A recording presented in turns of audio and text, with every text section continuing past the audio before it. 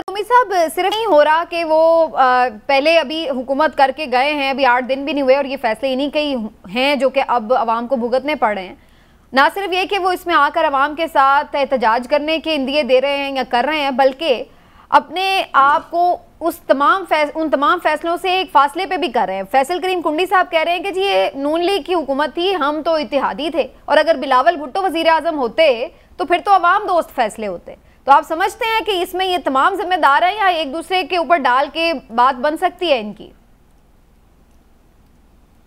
देखिए, जिम्मेदारी तो सबकी बनती है, हुकूमत में वो रहे तो आज वो कैसे अपने आप को बरी ज़िम्मा वो करार दे सकते हैं, क्योंकि आपको याद है कि 16-17 महीने में जो फैसले हुए वो फैसले सब ने मिलकर किए। पीडीएम और पीपीपी की जमातों के ये मुश्तरका फैसले थे।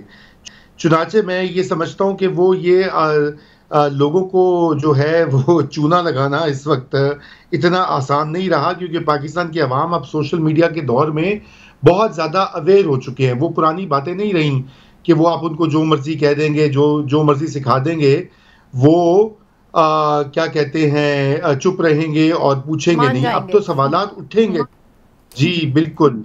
तो इसलिए मैं समझता हूँ कि आप जो है इस चीज़ को बिल्कुल मलहूज़ रखिए कि इस वक्त लोग जो है वो गुस्से में भी हैं, वो नाराज़ भी हैं और वो सबसे ज़्यादा परेशान हाल हैं। देखिए, एक नेचुरल बात है कि जो कुछ इस वक्त सूरत हाल बन रही है पाकिस्तान में, ये अनप्रेसिडेंटेड है कि आपकी बिजली के बिल हों, पहले 50% महंगाई हो, डॉलर का रेट 300 से ऊपर जा चुका हो।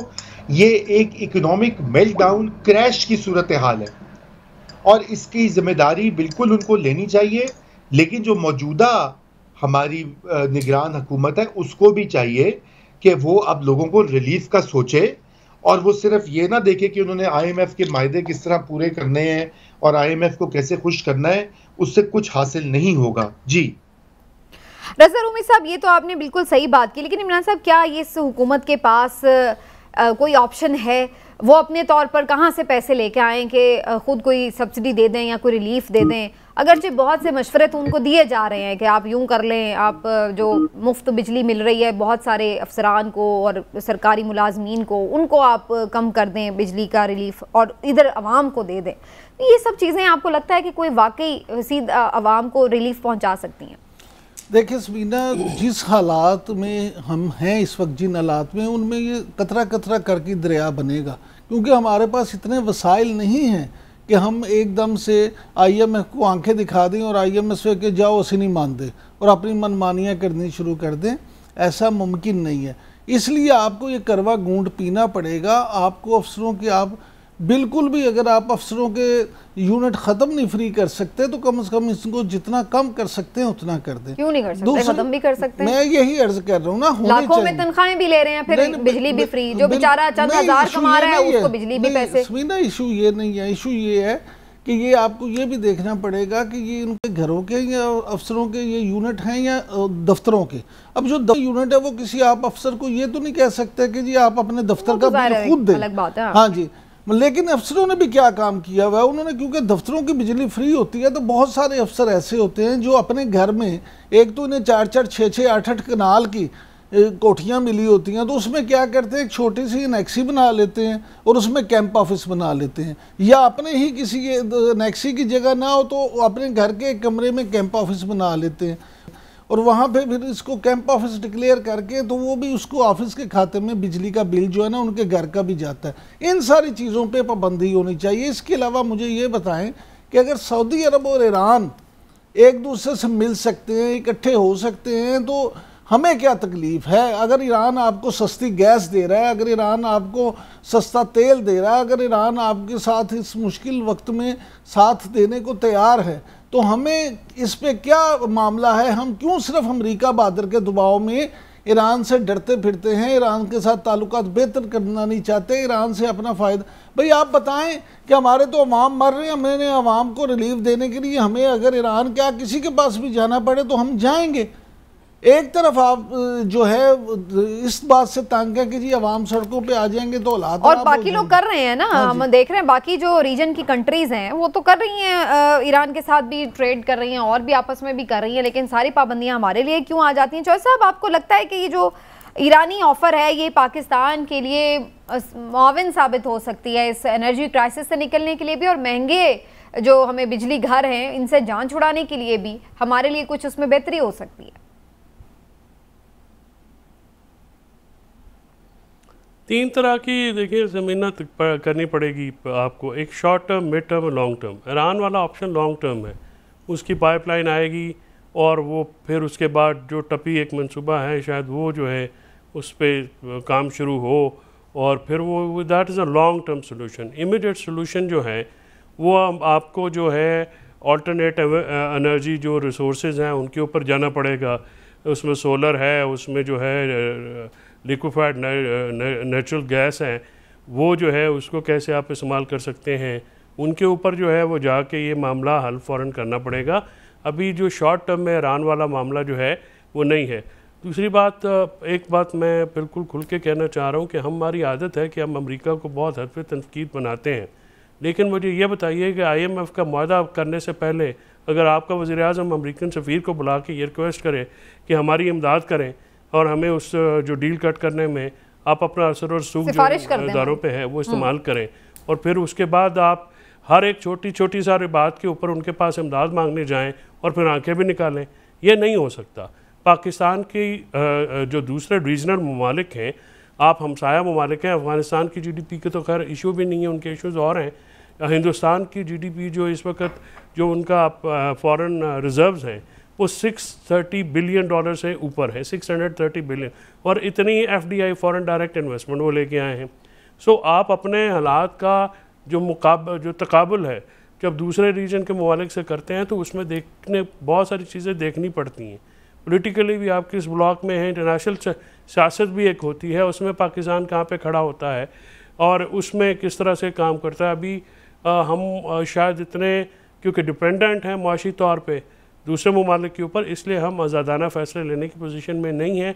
आज़ादाना फ़ैसले अब तब ले सकेंगे जब आप मुआशी तौर पे आज़ाद होंगे, अपने पैरों पे खड़े होंगे, और इसके लिए आपको मुंतखब हुकूमतों के तख्ते उठने नहीं पड़े चाहिए हैं, उनको टाइम देना चाहिए है। वोट और इलेक्शंस टाइम पे हों, आइन के मुताबिक चलेंगे तो आपकी स्टेबिलिटी आएगी। फिर तो उम्मीदवार ही समझे लेकिन और भी बात तो आपकी स्टेबिलिटी कभी भी नहीं आ सकेगी। चौधरी साहब, लेकिन एक बात तो ये है ना कि मईशत किन मुल्कों की ठीक होती है, मामला किन मुल्कों के ठीक होते हैं जो बहादुरी के साथ, दिलेरी के साथ फैसले करते हैं। ये कभी भी नहीं होता कि मुल्क जो हैं वो नहीं सर, फैसले जो सियासी तौर पे मुस्तहकम होते हैं और जहाँ पे मुंतखब लोग ही फैसले करते हैं वहाँ पे माशत होती है। यहाँ पे रेकोडेक का फैसला अदलिया ने दिया, तबाही उतार दी पाकिस्तान को। $100 मिलियन से ज़्यादा जो हैं इस वक्त इंटरनेशनल एम्बेरसमेंट्स हैं जो उस वक्त के चीफ जस्टिस ने सो मोटो लेके किया। गैर मुंतखब लोग जब पाकिस्तान के मुआशी मामलात पॉलिसियों में मुदाखलत करेंगे तो फिर उसका जो रिजल्ट है वो इसी तरह का भयानक निकलेगा जिस तरह से आज निकल रहा है। रज़ा रूमी साहब, आपके नज़दीक इसके क्या फौरी रिलीफ का तरीका हो सकता है, एक तो, और दूसरी बात ये कि क्या आप ये देख रहे हैं कि ये लीडरलेस जो एक प्रोटेस्ट की एक हम वेव देख रहे हैं ये अभी आगे चलेगी और खुदा न खास्ता क्राइसिस ज़्यादा बढ़ सकता है, या फिर अल्टीमेटली अगले महीने से थोड़ा मौसम बेहतर होना शुरू होगा तो ऑटोमेटिकली लोगों के बिलों में थोड़ा बहुत फ़र्क पड़ जाएगा तो फिर लोग भी थोड़ा सब्र कर जाएंगे? देखिए, पहले से ही लोग 40-50% महंगाई से सख्त नाला हैं, परेशान हैं। ऊपर से ये बिजली के नर्ख और डॉलर के क्रैश से मतलब ये कि महंगाई मजीद इजाफा होगा। मैं नहीं समझता कि ये मामला थमेगा। ये बिल्कुल एक जिसे सिविल नाफरमानी की एक मुहिम जो लोगों ने खुद चलाई है वो जारी रहेगी जब तक कि मौजूदा निगरान हुकूमत जो है वो IMF के साथ रीनिगोशिएट नहीं करेगी। उनको बताना पड़ेगा कि हम ये अफोर्ड नहीं कर सकते क्योंकि देखिए ये जो शर्त है ये IMF की है कि कंज्यूमर्स के ऊपर ये बर्डन डाला जाए जो भी बिजली की लॉस होता है, चोरी होती है, शॉर्टफॉल जो आता है। तो एक तो ये उनको रीनेगोशिएट करना पड़ेगा और शायद कुछ ना कुछ रिलीफ देना पड़ेगा, उसके बगैर चारा नहीं है। लेकिन उससे भी ज़्यादा अहम बात ये है कि जो अशराफिया के को छूट मिली हुई है, बहुत सारी जगहों के ऊपर बिजली चोरी होती है, वापडा को अच्छी तरह पता है।